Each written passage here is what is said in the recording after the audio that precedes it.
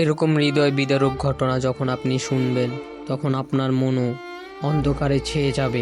এটার মাধ্যমে আমরা বুঝতে পারি মৃত্যু অনিবার্য। যে কোনো মুহূর্ত, যে কোনো সময়, যত কিছু হয়ে যাক পৃথিবীতে, তোমার মৃত্যু কেউ ঠেকিয়ে রাখতে পারবে না। আল্লাহর ডাকে সাড়া দিয়ে ওই পারে চলে গেছে, বুঝছেন নি? উনি আর বেঁচে নাই। সবাই শান্ত হন প্লিজ, সবাই শান্ত হন। আসসালামু আলাইকুম ভাবি, ভালো আছেন? হ্যাঁ, আলহামদুলিল্লাহ। কি হয়েছে সামনে আপু? সামনে ভাইয়া আপনার কি হয়েছে? খাওয়া দাওয়া খাইছেন আপনারা? খাওয়া হ্যাঁ, খাইছি। কেন কিছু হয়েছে?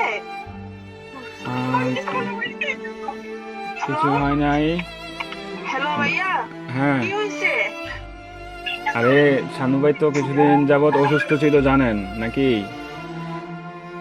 হ্যাঁ, কি হয়েছে?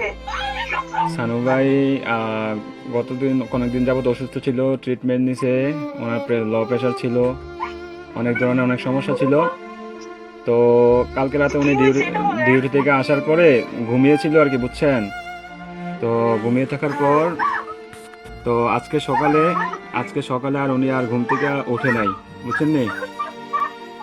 উনি আল্লাহর ডাকে সাড়া দিয়ে ওই পারে চলে গেছে, বুঝছেন নি? উনি আর বেঁচে নাই,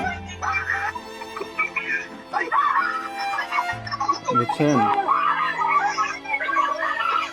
ও প্লিজ ভাবি, প্লিজ শান্ত হন, কান্নাকাটি করেন না প্লিজ। আপনার ছেলেটাকে একটু সান্ত্বনা দেন।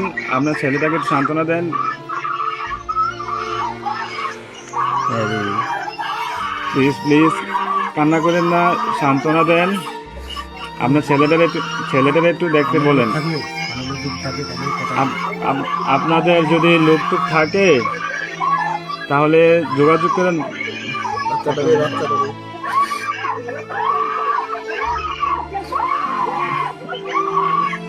আল্লাহ।